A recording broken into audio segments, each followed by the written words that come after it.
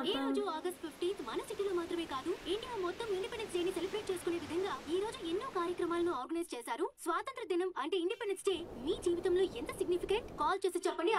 అక్రమ సంబంధానికి ఆదరణ తెలిపిన భర్త. ఇది ఒక న్యూసేనా?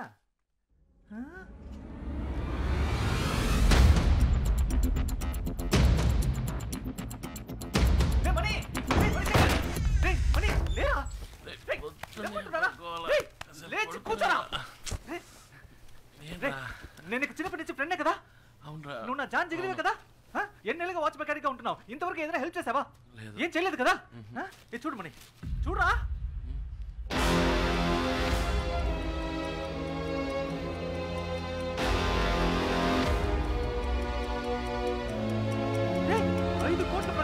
వాచ్ కి 5 కోట్లు రా. నేను చెప్పేది వినమావా ప్లీజ్ మావా. 5 కోట్లు అంటే ఎంత మందికి డిపాజిట్ కొట్టి ఎప్పటికి సంపాదించాలరా? రే మరి ఎలాగో అలా ఒక డూప్లికేట్ వాచ్ చేసి ఇచ్చారా? రే నువ్వు చేయబోయే డూప్లికేట్ వాచ్ అట్లీస్ట్ 50,000 పడుతుందిరా. అందులో చేసి 40,000 నేను తీసుకుని 10,000 నీకే చేస్తాను రా. ఎందుకంటే ఇందులో నీ కృషి అంటూ ఉంటుందిగా. కానీ ప్లీజ్ కుదరదు మాత్రం చెప్పకరా.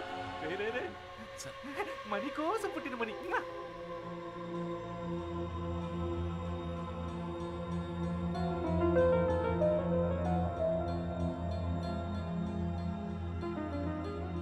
ఇన్నేళ్ల నుంచి నాతోనే ఉన్నా. ఈ వాచ్ గురించి ఇప్పుడే తెలుసుకున్నాను. దీని గురించి మాటలా తెలిసింది. ఈ వాచ్కి 5 కోట్లు ఇస్తున్నారంటే ఈ వాచ్ ఏమేం చేయగలదు వాళ్ళకి తెలుసు. వాళ్ళకి దీనికి ఏమిటి సంబంధం? అంటే వాళ్ళకి నాకు ఏమిటి సంబంధం? వాళ్ళకు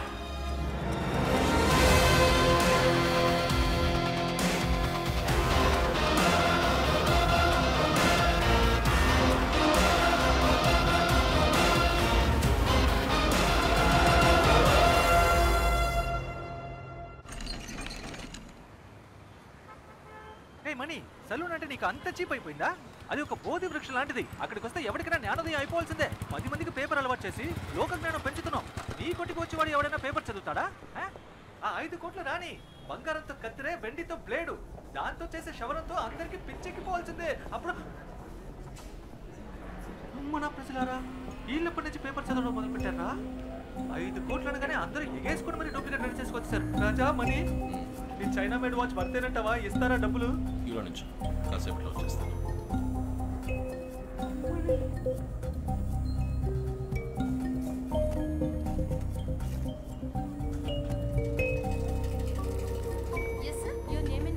Well, my name is Mani. Mani Watch Works. New number 6, old number 16, Watchmaker Street, Prahaladapuram, Vizag.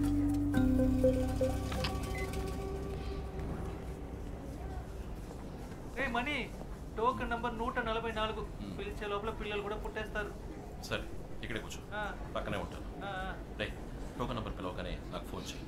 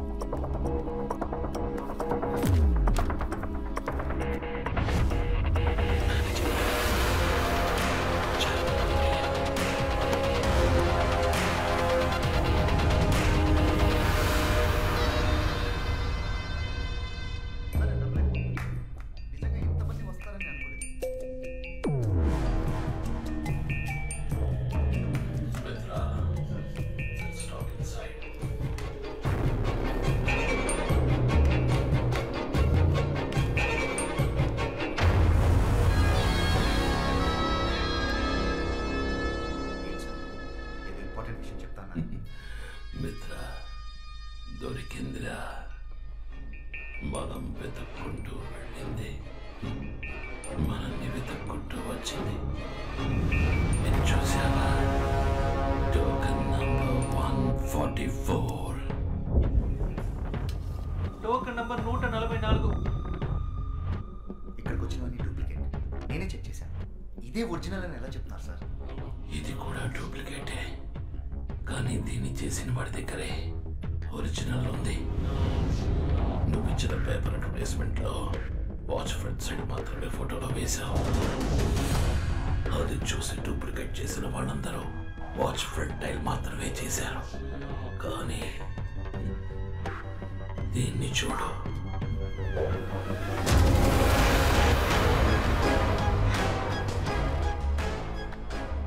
వీడొక్కడే original చూసి అలాగే డూప్లికేట్ చేశాడు. లేకపోతే ప్రాజెక్ట్ 24 అని బ్యాక్ సైడ్ ఉన్నది వీడికి ఎలా తెలుసు? రిసెప్షన్లోని సీసీటీవీ కెమెరాను ఉదయం నుంచి ప్లే చేయి. Token number 144. నేను వాడిని చూడాలి.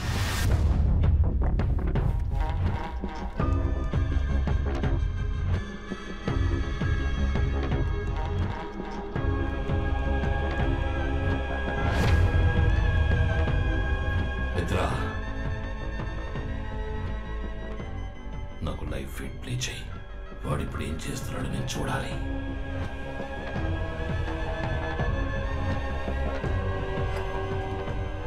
మిత్రా, ఇక్కడ ఏదో తప్పు జరుగుతుంది. ఏమంటారు సార్? నువ్వు బాగా అబ్జర్వ్ చేయి. ఇక్కడ ఏం జరుగుతుందో వాడికి తెలియట్లేదు. వాడిని కాన్ఫరెన్స్ రూమ్కి పిలుచుకురా. సార్ తర్వాత ఏం చేయాలో చెప్తాను.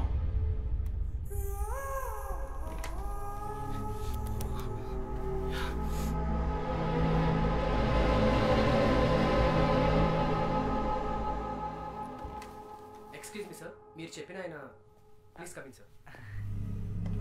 Hello. Hello. Yo mister shower money. Congratulations, you won the competition. Your watch has been selected.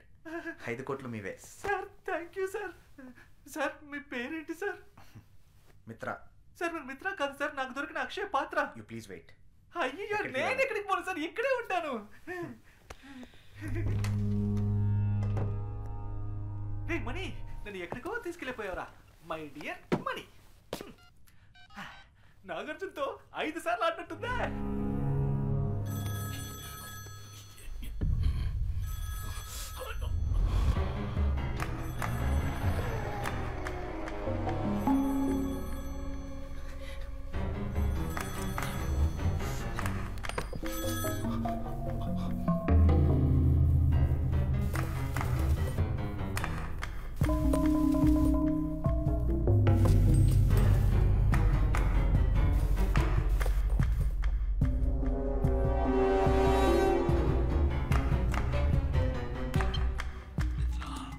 నువ్వు మళ్ళీ కాన్ఫరెన్స్ రూమ్కి వెళ్ళు. ఆ డూప్లికేట్ ని కొట్టి ఒరిజినల్ ఎక్కడని అడుగు.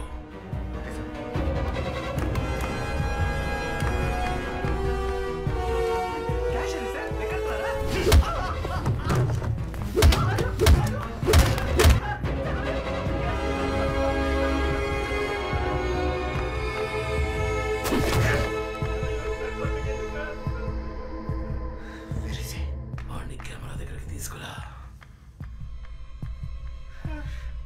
నీతో పాటు వచ్చిన పిలవరా. పిలువు.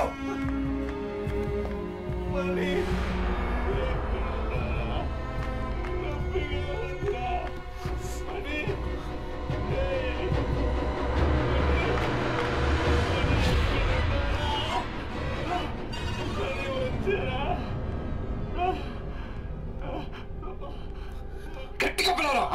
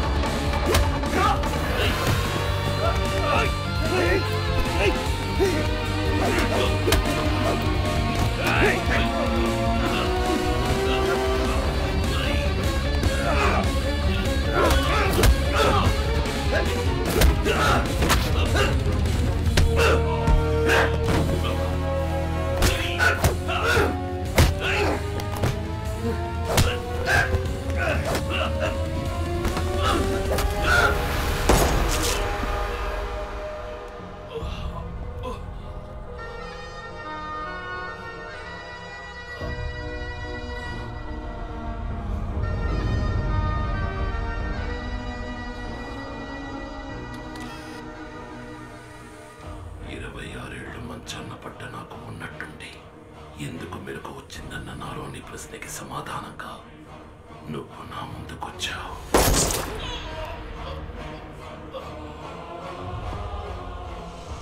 నా పూర్తి యవ్వనాన్ని నీకిచ్చిపోయాడు నీ అబ్బా. ఈ ఇంట్లో ఎవరూ అంతుపట్టట్లేదా? పైకి పో. నీ బాబుంటాడు, వాడినడుగు. నీ అమ్మ ఉంటుంది, దాన్నడుగు. అడిగేటప్పుడు వాళ్ళ కళ్ళలోకి చూడు. వాళ్ళ కళ్ళలోని భయం చెప్తుంది ఆత్రేయ అంటే ఎవరు.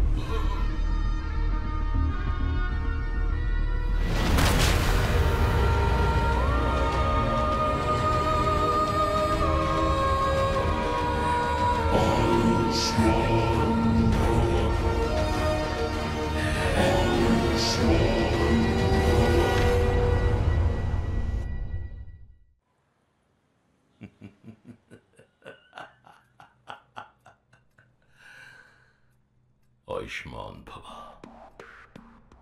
ఆయుష్ రేఖని చూసావా? ఎంత పొడుగ్గా ఉందో. ఆయుషుడే పోయాడు పాపం. మిత్రా, నీకు హాలోగ్రామ్ జ్ఞాపకం ఉందా? ఈ వాచ్ని ఛార్జ్ చేయాలంటే కట్టుకున్న వాడి చేతిలోకి ఎలక్ట్రిసిటీని పాస్ చేయాలని చెప్పాడు. చచ్చి ఉపయోగపడుతున్నాడు.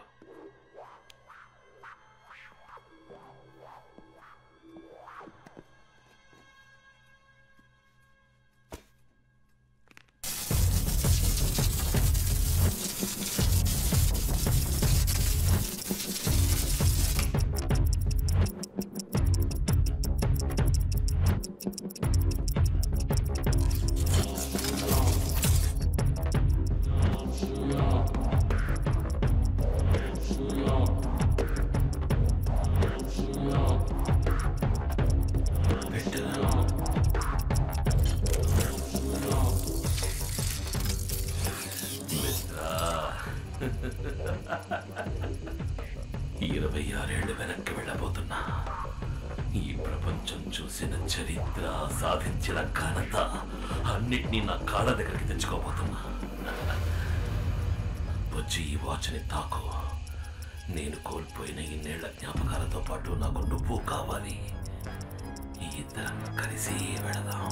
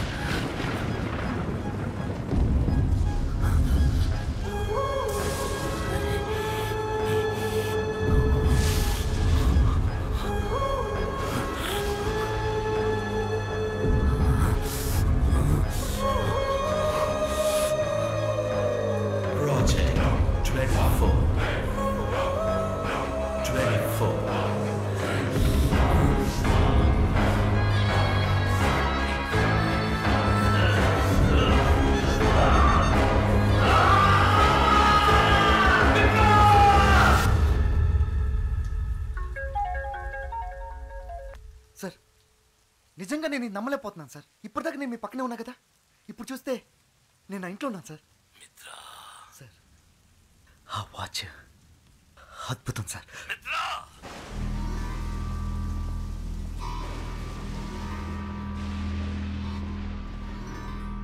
ఏమైంది సార్? వాడు గెలిచాడు. ఆ శివకుమార్ గెలిచాడు. 24 అని పేరు పెట్టాడు. అది కేవలం ఆ తారీఖులో ఉన్న 24 గంటల లోపు మాత్రమే తీసుకెళ్ళగలుగుతుంది. 26 ఏళ్ళు కనీసం నిన్నటికో రేపటికో కూడా మనల్ని తీసుకువెళ్ళలేదు. ఇప్పుడు ఏం చేద్దాం సార్?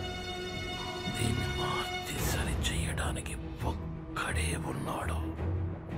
మణి, శివకుమార్ సుపుత్రుడు. వాడిని మనం చంపేశాం కదా సార్? ఇప్పుడే వాడి ఆయుష్ రేఖ బలం తెలుస్తుంది.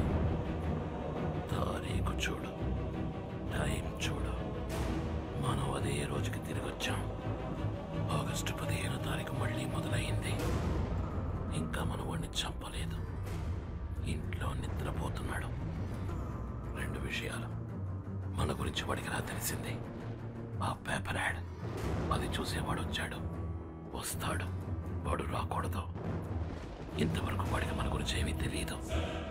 ఆ యాడ్ రేపు ఏ పేపర్లోనూ రాకూడదు. సరే సార్. ఇక 2వ విషయం, లేచేపటికి వాడి చేతికి వాచ్ ఉండాలి, లేదంటే అనుమానం వస్తుంది.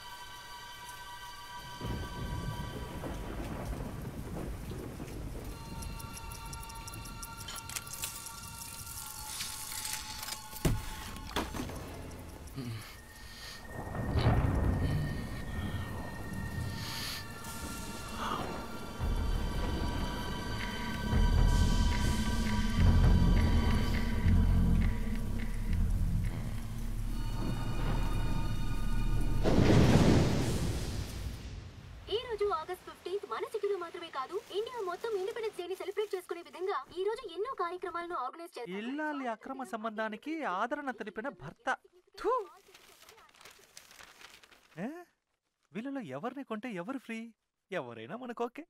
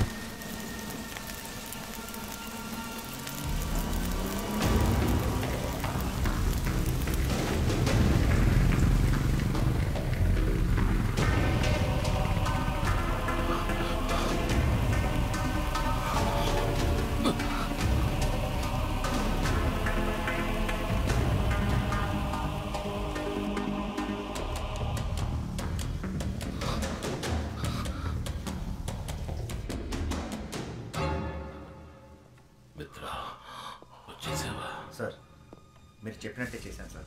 వాడు నిన్ను చూశాడా? లేదు సార్. వాడు నిన్ను చూస్తే ఇన్నేళ్ళు మనం పడ్డ కష్టం వృధా అయిపోతుంది. ఖచ్చితంగా తను నన్ను చూడలేదు, కానీ నేను తన్ని చూశాను.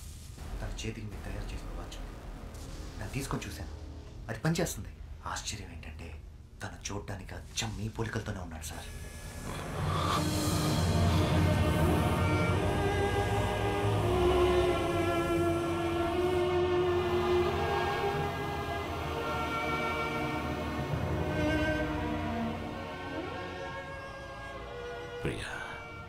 మిత్ర చెప్పింది విన్నావా?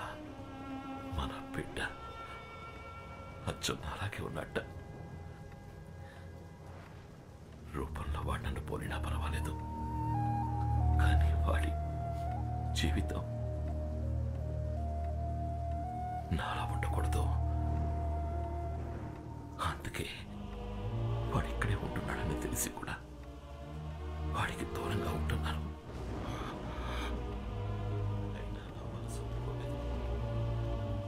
అందుకనే ఒకసారి మన మిత్రాన్ని వెళ్ళి చూసి రమ్మని చెప్పాను. వాడు సంతోషంగా ఉన్నట్ట, మంచి వాళ్ళతో ఉంటున్నాడట. బిడ్డ సంతోషం తప్ప కన్నా వాళ్ళకి ఇంకేం కావాలి చెప్పు?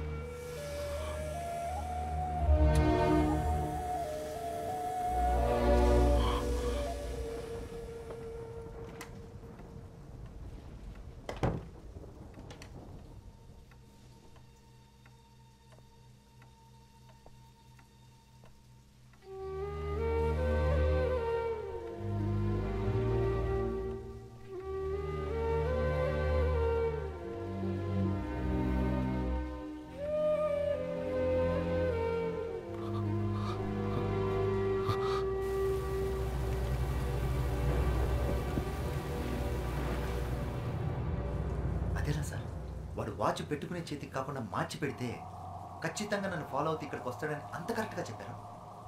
వాడు శివకుమార్ కొడుకైతే నేను శివకుమార్ అన్నంరా. కానీ ఇంత పెద్ద పని వాడి వల్ల వీలవుతుందా? వాడి వల్ల మాత్రమే వీలవుతుంది. వాడి బాబుని చూడకుండా ఏ పని చేసేవాడో తెలియకుండా పెరిగాడు వాడు. అయినా వీడే పని చేస్తున్నాడో చూసావా? Watch mechanic. వాడిలో ఉన్నది శివకుమార్ రక్తం. ఖచ్చితంగా చేస్తాడు. వాడిని పిలిపించి చెయ్యమని అడిగినా, మనం బెదిరించినా మన కోసం చేస్తాడా? వెళతా. వాడి జీవితంలోకి వాడి బాబులా వెళతా. వాడి తల్లి గురించి చెప్పి తనని చూడాలన్న ఆతృతని పెంచుతా. ఆత్రేయ వాడి కుటుంబాన్ని దారుణంగా అంతం చేసిన కథ చెప్తా. అప్పుడు చేస్తాడు. ఫోటో ముందు కన్నీళ్లు కారుస్తూ నించున్నాడుగా, వాడికి జన్మనిచ్చిన తల్లి దానికోసం చేస్తాడు. వాడి బాబుననుకుంటున్న నన్ను నయం చేయడానికైనా చేస్తాడు. చేయించి చూపిస్తా. మిత్ర, ఆ వాచ్ని కట్టుకుని ఎవడైనా దాన్ని ఉపయోగించుకోవచ్చు, కానీ ఆ పని చేయకుండా నాకు అనుకూలంగా ఉపయోగించుకుంటా. చూస్తా.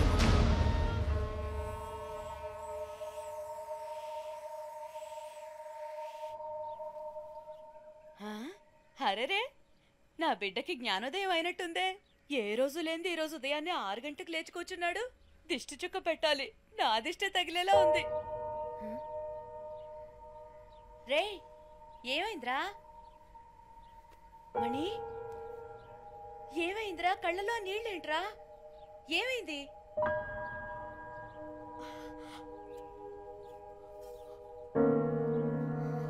అమ్మా, వీళ్ళ గురించి తెలుసుకోవాలని ఆతృతతో అడగడం లేదు. నేను నీ బిడ్డని కానా అన్న ఆవేదనతో అడుగుతున్నాను. మనం ఎలా కలిసామమ్మా?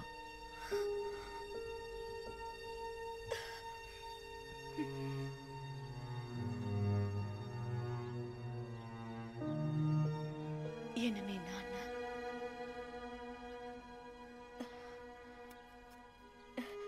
నువ్వు పెరిగి పెద్దయ్యాక నీ ముఖం చూస్తే అప్పుడు నాకు అర్థమైంది. నిన్ను నా చేతుల్లో పెట్టి నా జీవితాన్ని మార్చేసిన వారు మీ నాన్న. మనం ఎవరని అడిగావు కదా, చెప్తాను. ఊర్లోనే చాలా పెద్ద కుటుంబం మనది. నాన్న, అన్న, వదినలతో ఎంతో ప్రేమగా ఉండే కుటుంబం. ఆ ఇంటి గారాల పట్టిన నేను. అమ్మాయిలు బాగా చదివి పైకొచ్చి అందరికీ సాయపడాలనే ఉద్దేశంతో నన్ను బయటూరికి పంపించి చదివించారు మా నాన్న. ఒకరోజు నాకు ఉత్తరం వచ్చింది. పెద్ద కుటుంబం నుంచి మంచి సంబంధం వచ్చింది, వెంటనే రా అని. ఆ ప్రయాణమే నా జీవితాన్ని మార్చేస్తుందని ఆ రోజు నాకు తెలియలేదు. సరిగ్గా అప్పుడే శరీరం అంతా గాయాలతో నీతో పాటు మీ నాన్నను చూశాను. నిన్ను నా చేతుల్లో పెడుతూ నీ బిడ్డకు ఎటువంటి ఆపద రానివ్వనని వాళ్ళమ్మకి మాటిచ్చానని, ఆ మాట నిలబెట్టుకునే పరిస్థితుల్లో నేను లేనని, మీరే ఎలాగైనా నా బిడ్డని కాపాడాలని నిన్ను నా చేతుల్లో పెట్టి ఆయన వెళ్ళిపోయారు. ఆ తర్వాత ఆయన నేను చూడలేదు. అమ్మాయి పెళ్లి చేసుకోవడానికి వస్తుంది కదా అని మా నాన్న స్టేషన్కి అన్న వదినల్ని, పెళ్లి వాళ్ళని, స్నేహితుల్ని, బంధువుల్ని అందరినీ తీసుకొచ్చారు. ఆ సంతోష సమయంలో అందరూ నా కోసం ఎదురు చూస్తుండగా చేతిలో బిడ్డతో నేను ట్రైన్ దిగాను. మా నాన్నతో పాటు అందరూ నిర్ఘాంతపోయారు. అక్కడున్న వాళ్ళంతా పెళ్లి కావాల్సిన పిల్లని పై చదువులకి పక్కూరు పంపిస్తే ఇదిగో ఇలాగే బిడ్డతో దిగుతుందని సూటిపోటి మాటలతో దెప్పిపొడిచారు. వాళ్ళ మాటలు తలుచుకుంటే ఇప్పటికీ మనసు కష్టంగా ఉంటుంది. ఇంట్లో ఒకటే గొడవ మా నాన్న, అన్నయ్య, తమ్ముళ్ళతో.